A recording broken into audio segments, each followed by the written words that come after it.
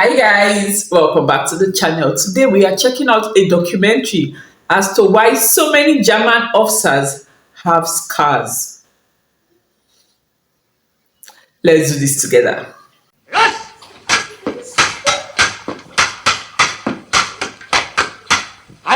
Mensur, or Mensur. German academic fencing, is why so many German officers and the elite wore scars on their faces in the 19th and 20th centuries. Okay.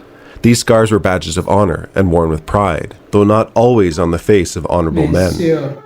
They were the mark of Mensur. having belonged to a Mensur organization, usually reserved for the upper class, and or those with a university Scars of education, where a student could join a Mensur fraternity or corporation. Oh no, for God's sake, Bismarck, haven't you any decency left? I've been named for life, disfigured! Be quiet! Academic fencing in 19th and 20th century Germany and some neighboring countries like Austria was much different than it is today. They did not use the same swords or equipment fencers use in modern times. German students used Mensurschläger, or sometimes just called Schläger, designed specifically for the sport. These swords varied regionally, but were designed to cut, in a similar way to a razor. Wow. The duels were known as Mensuren and somewhat ritualized. Some protective clothing could be worn, such as padding on the arm, and some protection for the eyes and nose.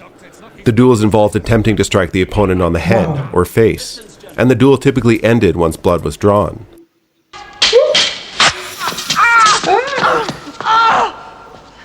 That looks so painful. Bully you! What? These duels were not so much about winning or striking a blow, but showing courage and the ability to take a hit. A duelist in such a match was just as proud to bravely take a cut to the face as they were to give one.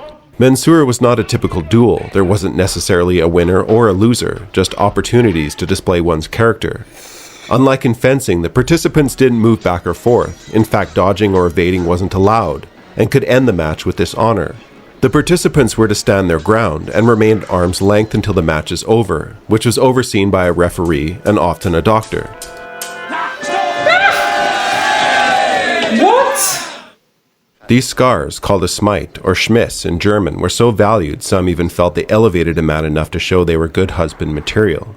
Figures such as statesman Otto von Bismarck stated the scars to be a sign of bravery and believed a man's courage could be judged by the number of scars on their cheeks.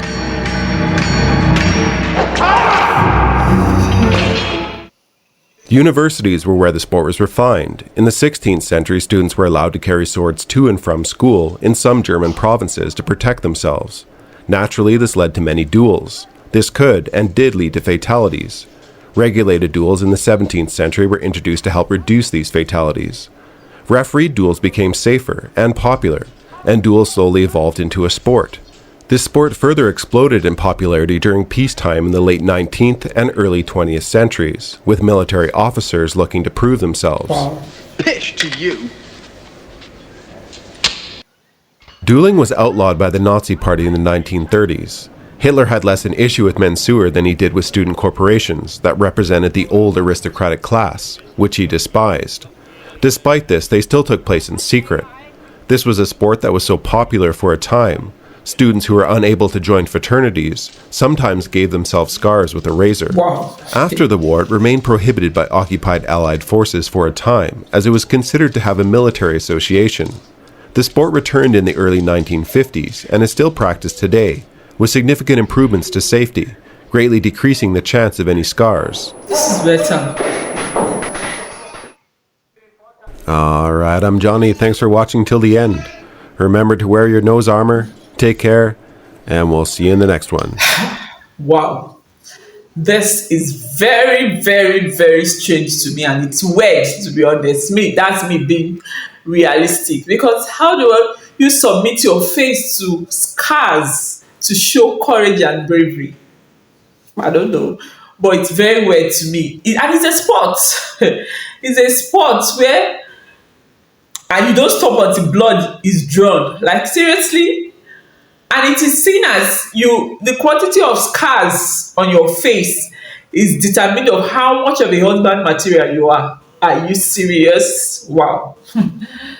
I think I prefer the revolution to the sports where a proper shield is used in covering the face to prevent scars. Because why do you go about walking with scars just to prove that you are courageous and you are brave? Anyways, it's the culture of the German people, and we got to respect that. Well done to them. Well done. At least now we know why so many German officers of the 1920s and that time, the old, have so much scars on their faces. Thank you so much for doing this to me. Please like, comment, and share. And I get to see you right in my next video. Bye.